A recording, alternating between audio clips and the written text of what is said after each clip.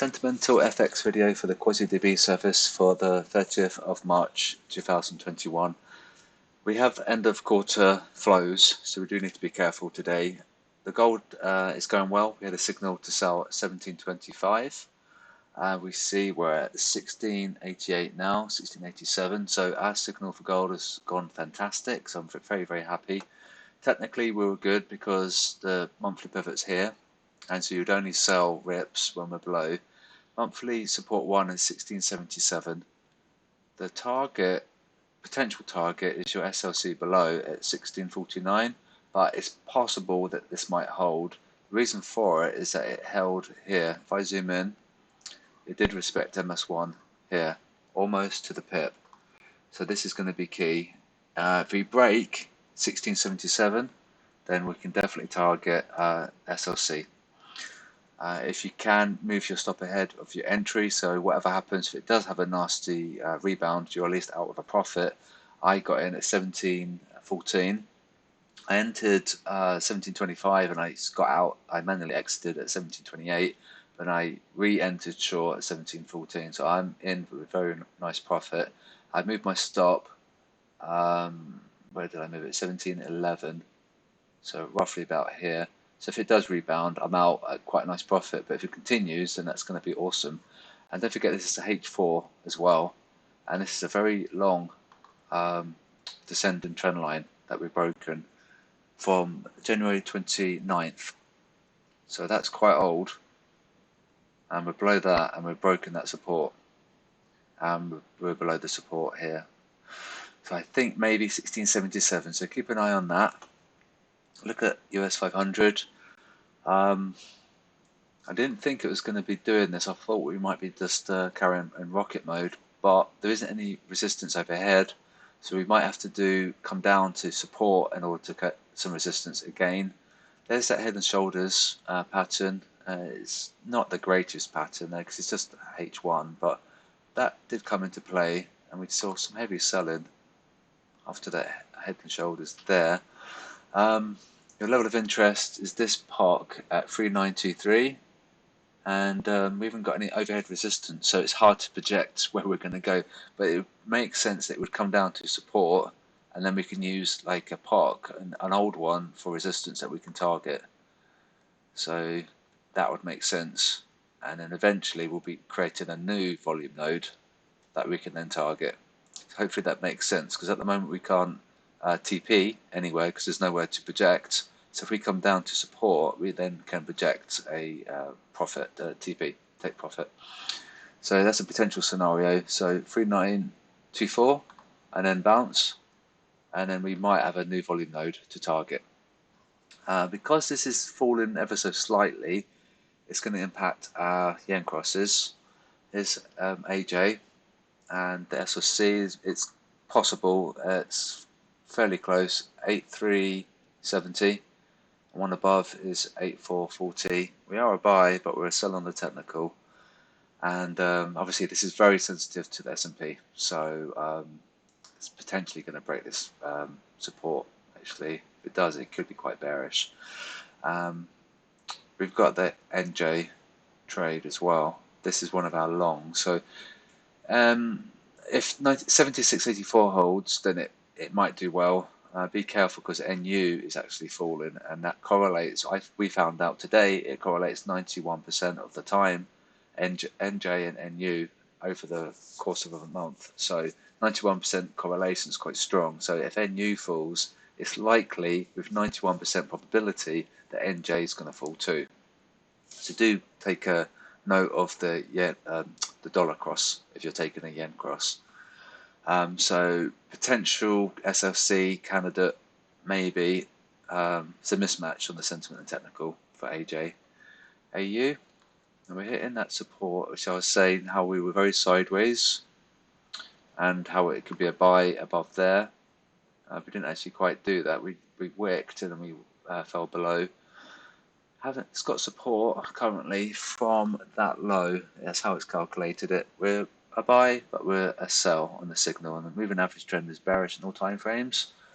It's a mismatch again. I've got a feeling there's going to be quite a lot of mismatch, so do be careful today. There's those two levels of interest. These are the horizontal band breakout levels. So we had a failed breakout there, which is a bit ominous. So yeah, a bit tricky. That SLC is absolutely huge. I think this might be laying dormant for a risk event, and then we can come down, grab that, and then we'll bounce, and it'll just be an enormous payday for the banks. There's a lot of money down there from the retail guys. It's enormous. EA, I'm out of this one now. I've made some nice profits. 15469 and 15340. Signal saying to buy, the sentiment saying to sell, so there's another mismatch. Monthly pivots here, so we should be selling rips. EU, it's been quite weak, but we knew it was going to be weak because that analysis that I provided with that the long positions. I think it might have been last week. I can't quite remember. I think it was late last week, 22nd of March. So yeah, Monday. For some reason, they went really long on Monday, and they went long at S1, which I suppose you can't blame them for doing. And we'll apply MS2. Because of that, we can potentially target MS3, but we're end of month, so we'll have new pivots in 2 days' time. So I don't think we're going to hit MS3. I don't think so. We possibly might be able to do it. 88 pips, so it's not too far away. SLC above 118.05 and below 117.34. Wait, sell. But we knew this for ages, so you know, we don't want to be fighting the sentiment really. There's a lot of dumb money positioning going long, so you know what happens when they go long. GU. So this is interesting actually. My short position's going quite well. Sell, buy, another mismatch. SLC above is 13784 and 13739. This is a signal to sell. If I recall, it was 64, 13764. That occurred about 4:30 a.m. UK time. So we did very well. That's quite a nice signal. 32 pips. It's not bad. Remove that, and we can potentially target MS1. But whether or not we'll get there in 48 hours, I don't think we will. 154 pips. So something would have to happen in the news for this to fall that far. But the signal is definitely a sell on the technical, and the moving average trend is all bearish. So it's looking good for our signal to short cable. NU. Now this obviously falling is going to impact our NJ. So one above, 70.49, 69.69, sell, sell. So there is actually a match. That's the first pair that's actually a match. So it's a sell there, it's a sell there. Euro yen, 129.76, 128.79. Wait, buy, and that. Them guys shorten it, but very subtly. So that would be bullish, but only not overly bullish. Because they sold it, it should come up, and it did, as you see. There. Up we went. That little move. So yeah, potential 129.80, 128.80. So 100 pips between the two. And yeah, now that MR1, which is interesting if you're trading this one, it is 151.62, and this has fallen potentially because of GU. Like I said about the correlations, 152.01 and 150.48. Wait and buy. So another mismatch. Dollar yen, we came so close to triggering that. It's unbelievably close. 110.40. That wick. 110.39. 4. Yeah, so we came less than 1 pip away. So I think what would happen that the broker's spread would have taken you out. So it's a really good idea to get IC markets when you've got a zero spread. That wouldn't have taken you out. So if you can get a broker with like very, very small spread or even zero spread, then that wouldn't have impacted you. But if you're using like a conventional broker, you would have got stopped out there. So you know that's close, and the one below is 110.20. Wait, buy. Dollar CAD. Now this is possibly rallying because of the Suez Canal narrative that's now unblocked. So there's no like crisis with oil. So if it continued to remain blocked, then CAD would have appreciated, but it's weakening as you can see. One above is 126.29, one below 125.75. Wait, 50-50. So it's interesting. I might look to trade this one. Not this week, but next week. See what happens with the sentiment. Wait for the retail to show us their hand, then we can exploit that. Dollar Swiss. Now this is very interesting because I thought that it was going to have resistance at MR3. Normally that is the case. So keep an eye on 93.98. SLC above, which I guess should be safe because MR3 is overdone, overextended. It's 94.38 and 93.65. So we really shouldn't be above this. Not really. Signal sent away by. And we're back here already.